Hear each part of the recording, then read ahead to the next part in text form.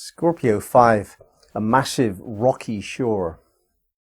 We imagine the ocean with all of its changeability and the power and depth of this watery element. It's such a perfect image for the emotionality of our species. And Scorpio Mysteries would really insist that we take into account the fact that we're an emotional type of person. You know, we're emotional people, and the containing of that ocean of emotion is what requires a massive shoreline. Cliffs hold the ocean, don't they? And we're looking at two aspects of how to interpret this metaphor in our lives. Jones focuses more on the personal, and Rudhyar more on the collective, the community aspect. The Rudhyar's kind of approach is that the community in which we live builds institutions, such as the forces of law and order and punishment, and the forces of management. This is what we should be doing. This is what we do. This is what happens if you don't do it. Containing the collective emotionality of the community within its institutions. But Jones looks at how we deal with our own emotionality on a personal level.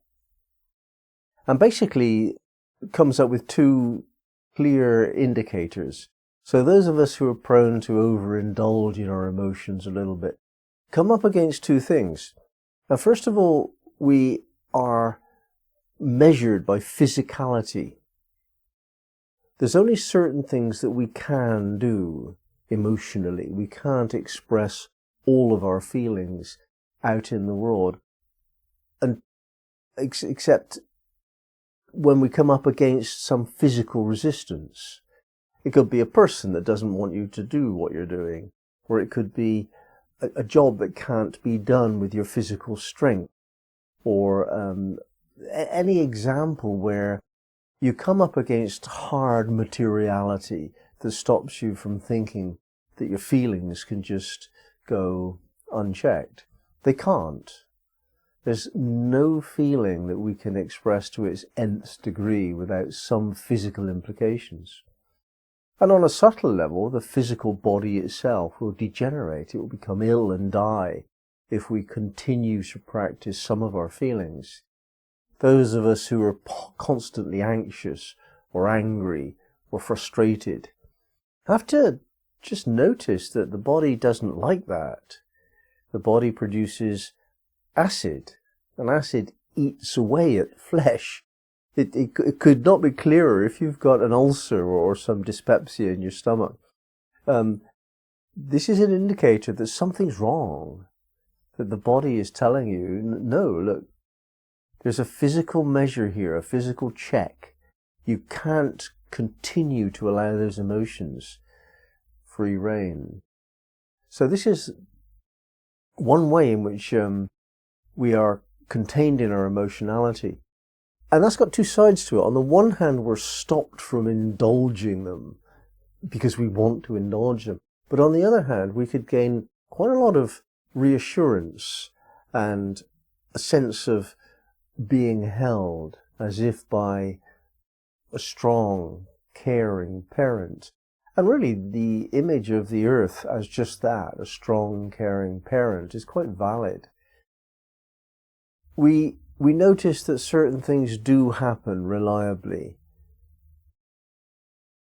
We will have sun after the rain. We will have tomorrow after today. Time moves on, and we come upon a new situation because of that movement of time. And this physical fact is very reassuring. Nothing that we're doing is held in place because of the physicality, the dynamism of physicality. Seasons change, and that is certainty in which we live. The emotional feelings that we have, that's not certainty. That's very temporary, And it's very subjective. It's what we're feeling right now. Nobody else is feeling it, and it will not be the same later. It's not real. It's just the current delusion that we're experiencing in high relief, but it's not real. What's real is physical. Anything that cannot be measured physically will not be considered real by most people. Some people can believe in the other realms as having their own reality, and I agree with that. I do believe that's true, but it's another reality. That's not what is meant by the word real. What's real is physical, and what's physical stops us from getting into our emotions too far. Those people who go too far in that direction, they get disturbed. The mind can't cope. It is the physical boundaries of life that give us that protection against a certain type of madness, really. But this very pressure in life to deal with our emotions is that which gives rise to our choice of a set of values. When we live according to our own chosen principles and practices, our philosophy on life expressed as a series of behaviors and decisions, so that if that happens, we always do this. For example, if we see a poor person, we always help them out. If we see violence, we always try and calm it down or walk away. We've got some principles in life, and we stick by them. These are developed in time. It is very unlikely indeed that a child would have those principles in place.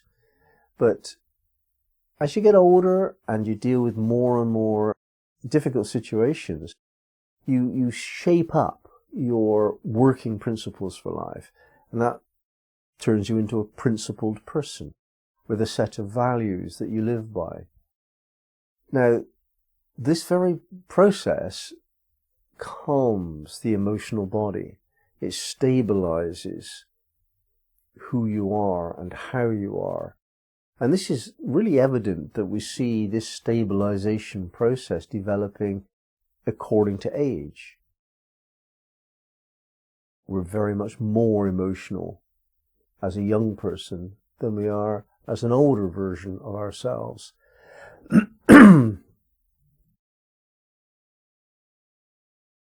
The values that we hold take physical form one way or another.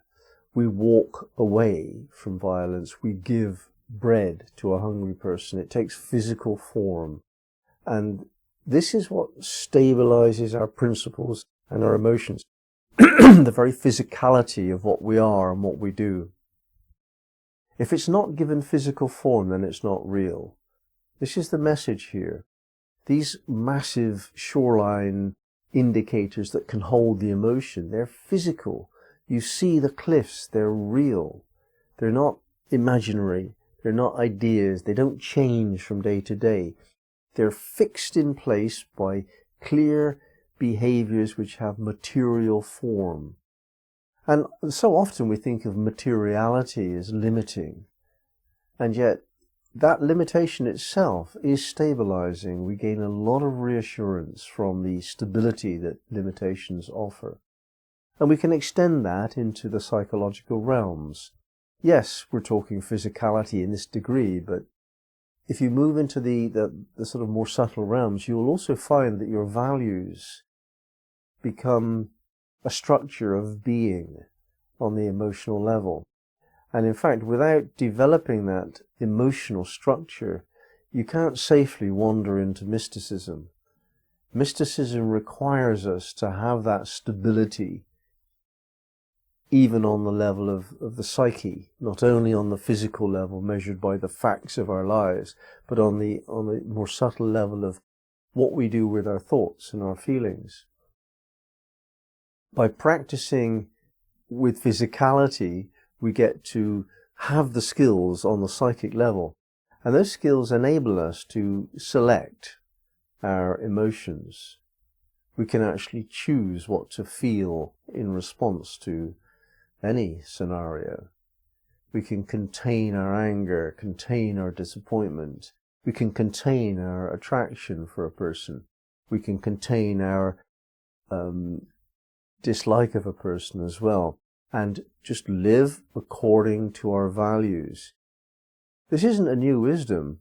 The whole idea of, for example, an English gentleman, which is something I was brought up to have a lot of respect for. The English gentleman just does the same thing no matter what. If somebody does something unfair to him, then he will behave politely. If somebody does something really generous towards him, he will behave politely. It's just that ability to master courtesy and contain one's own subjective emotionality in order to function within the institutions of our community.